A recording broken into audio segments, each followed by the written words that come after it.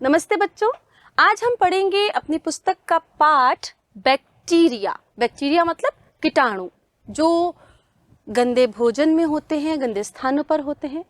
इस पाठ में वार्तालाप के माध्यम से बैक्टीरिया के बारे में जानकारी दी गई है, जो ऐसे सूक्ष्मतम जीव होते हैं जो नंगी आंखों से नहीं दिखाई देते। मतलब हमें उन्हें देखने के लिए किसी न किसी यंत्र की सहायता लेनी होती है।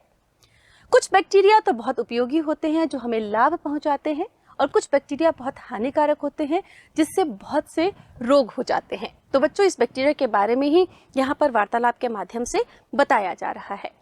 संगीता एक 9 साल की बहुत ही प्यारी सी बच्ची है। उसे दही बड़े बहुत पसंद है। उसकी मम्मी ने आज दही बड़े बनाए हैं। वह बगीचे में बैठकर दही बड़े खा रही है। दही बड़े खत्म हो गए खाते खाते, तो संगीता सोचने लगी कि अगर एक दही बड़ा और मिल जाता तो कितना अच्छा होता। तभी अंदर से एक आवाज आई, संगीता। संगीता ने मुड़कर देखा, पीछे कोई न था। उसे किसने पुकारा? पुकारा मतलब किसने आवाज लगाई?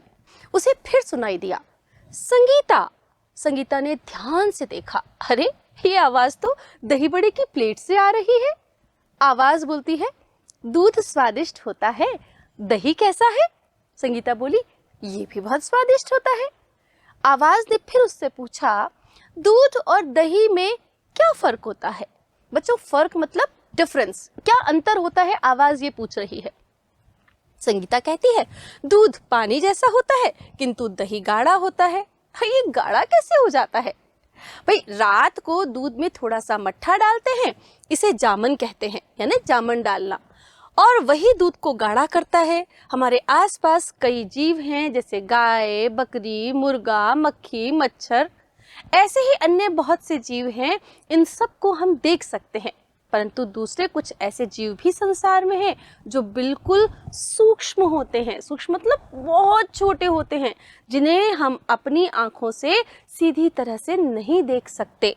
ये जीवाणु होते हैं, यानी कि जो छोटे छोटे बहुत छोटे छोटे बैक्टीरियाज होते हैं ना बच्चों, उन्हें हम अपनी ऐसे नॉर्मल आईज से नहीं देख सकते। उनके लिए, उन्हें देखने के लिए हमें सूक्ष्मदर्शी यंत्र की सहायता चाहिए होती है। अब यहाँ पर जो दही बड़े हैं ना, वो उसकी जो दही है वो पूछ रही है, उससे आवाज लगा रही है, बातें कर रही है। तो वो कह रही है कि दही कैसे जमता है?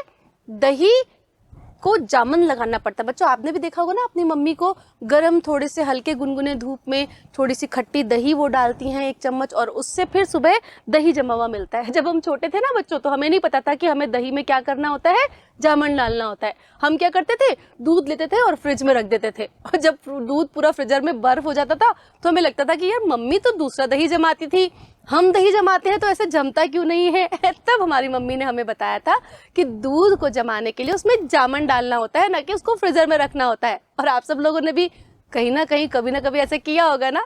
चलिए आगे बढ़ते हैं। संगीता ने पूछा कि ऐसे सूक्ष्म जीवाणुओं को कैसे देखें? आवाज आई कि सूक्ष्मदर्शी यंत्र से।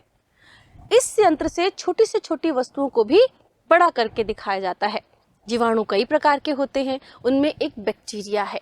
दूध को दही में बदलने वाला बैक्टीरिया ही है। बैक्टीरिया मतलब जीवाणु ही है। इडली का आटा खट्टा कैसे होता है? मुझे पता है, संगीता बोली, पर ये तो बताइए कि बैक्टीरिया का क्या कोई आकार होता है? मतलब संगीता पूछ रही है कि वो कैसा दिखता है, कितना बड़ा होता है, चौकोर होता है, गोल होता है, भाई क्या उसका कोई आकार भी होता है? तो आवाज आई, हाँ है ना। सूक्ष्मदर्शी यंत्र से देखें तो उसका रूप अच्छी तरह से दिखता है, अंडे की तरह, कभी तिनके की तरह, मुड़ा सिकुड़ा रूप। इनमें कुछ अलग अलग दिखते हैं, कुछ जुड़े जुड़े दिखते हैं, तो कुछ तो श्रृंखला की तरह एक दूसरे से लगातार जुड़े हुए होते हैं। श्रृंखला की तरह बच्चों, चेन की तरह, जैसे आपस में चेन बंधी हुई होती है ना, ऐसे चेन की तरह एक दूसरे से जुड़े रहते हैं। आपने कभी अंगूर का गुच्छा देखा है?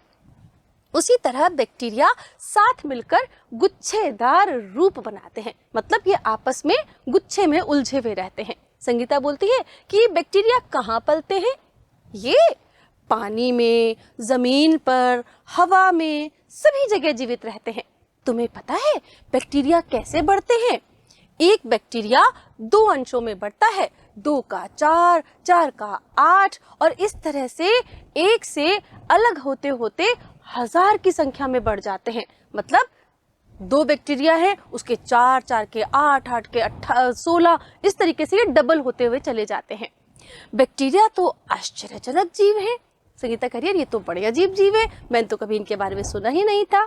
आवाज आई, कुछ बैक्टीरिया हमारी भलाई करते हैं और कुछ हमें हानि पहुंचाते हैं। अब संगीता पूछ रही है कि ये कैसे हमारा भला करते हैं और हमें हानि कैसे पहुंचाते हैं।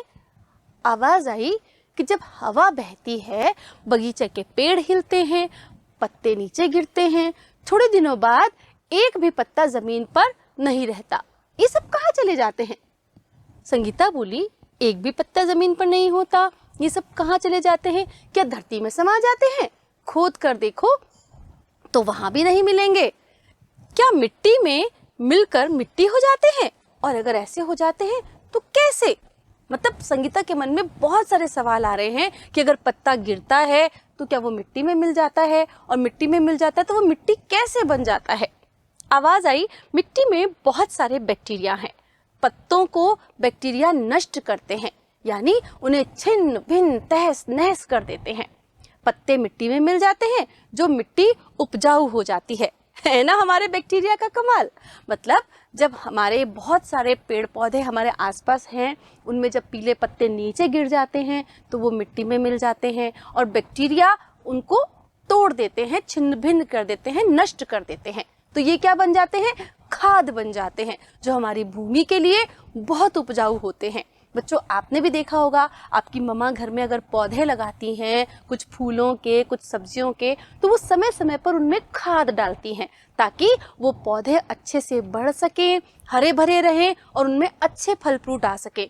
तो ये जो पत्ते जमीन पर गिरते हैं, ये भी खाद का ही काम करते हैं। तो इस प्रकार ये जो बैक्टीरिया इनको छिन्न भिन्न करते हैं ना, इनको चूर्ण चूर्ण कर देते हैं, तो ये अच्छे बैक्टीरिया होते हैं जो हमारी भूमि के लिए बहुत उपजाऊ होते हैं। संगीता कहती है ये तो मैं समझ गई। अब बैक्टीरिया के दूसरे रूप की चर्चा करते हैं, मतलब जो हानि पहुंचाने वाला रूप है ना, उसकी चर्चा करते हैं। आवाज कहती है कि अच्छा बताओ, हमें पानी कहाँ से मिलता है? संगीता ने जवाब दिया, कुएं, नदी, तालाब, झील, ये सब पानी के साधनों से हमें मिलता है। अच्छा, हमारे पीने का पानी कैसा होना चाहिए? अरे साफ होना चाहिए, संगीता ने कहा। और यदि ऐसा ना हो, आवाज ने पूछा, तो बीमारी फैलेगी। पानी गंदा कैसे होता है? आवाज ने पूछा। तालाब है ना, वहां लोग गाय बैलों को नहलाते हैं, कपड़े धोते हैं, रोगी भी नहाते हैं उसमें। रोगी मतलब जो लोग बीमार होते हैं वो भी नहाते हैं, जिससे उसमें गंदगी मिल जाती है। इस तरह तालाब गंदा हो जाता है। कुएं के पास नाली बहती है, नदियों में कारखानों के बेकार चीजों का जो पानी है वो भी वहां उसमें बहा दिया जाता है। इस तरह से पानी जो है पीने लायक नहीं रहता, वो गंदा हो जाता है। संगीता ने जवाब दिया। आवाज बोली, अशुद्ध पानी में क्या होता है? भाई जो पानी गंदा हो जाता है, उस गंदे पानी में क्या होता है? संगीता बोली, बैक्टीरिया होते हैं, उनसे रोग फैलता है। आवाज आई, रेशमा नाम की एक लड़की थी, उसने तालाब का गंदा पानी पिया और जानती हो क्या हुआ? उसे बीमारी हो गई। कैसी बीमारी? उसे टाइफाइड बुखार आया, सिर दर्द और चक्कर आए, खांसी भी थी। धीरे धीरे वह दुबली होने लगी, उसकी छोटी आंत में छेद हो गया और इससे उसके पेट में दर्द होने लगा।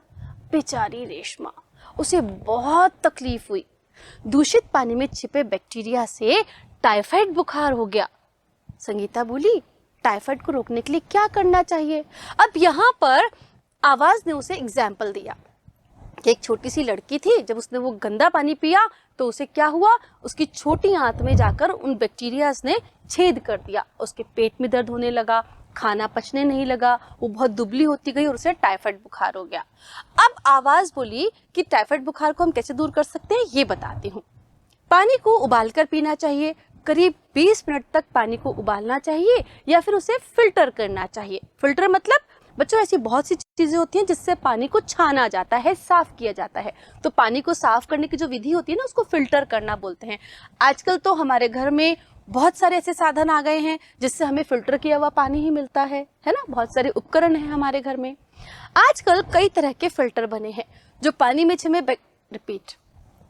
आजकल कई तरह के फिल्टर बने हैं जो पानी में छिपे बैक्टीरिया को नष्ट कर देते हैं। पानी में क्लोरीन डालने से भी पानी शुद्ध हो जाता है।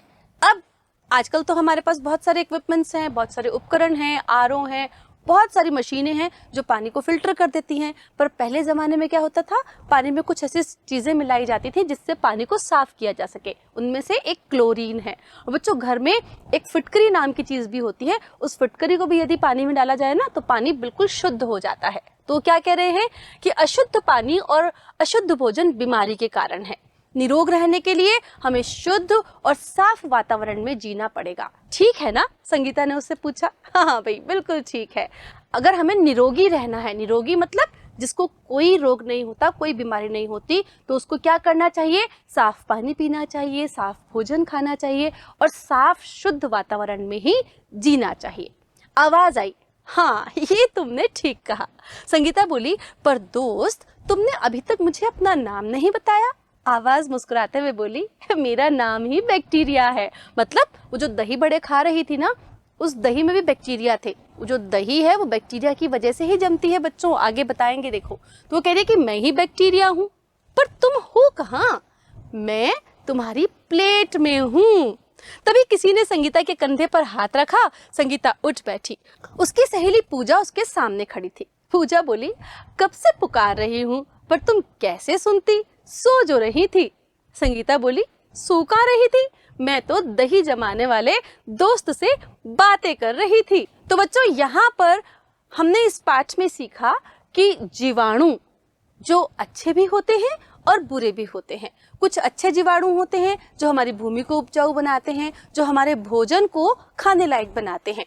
लेकिन बहुत से जीवाणु ऐसे होते हैं जो हमारे अंदर रोग उत्पन्न करते हैं। इसलिए आप जहाँ भी जाएं, शुद्ध वातावरण देखें, साफ शुद्ध स्थान पर बैठें, शुद्ध पानी पिएं, शुद्ध भोजन खाएं और प्रयास ये करें कि जब भी आप खाना खाने बैठ रहे हैं तो अपने हाथों को साबुन से अच्छी तरह से धोएं। तभी आप बुरे बैक्टीरिया से बच सकते हैं।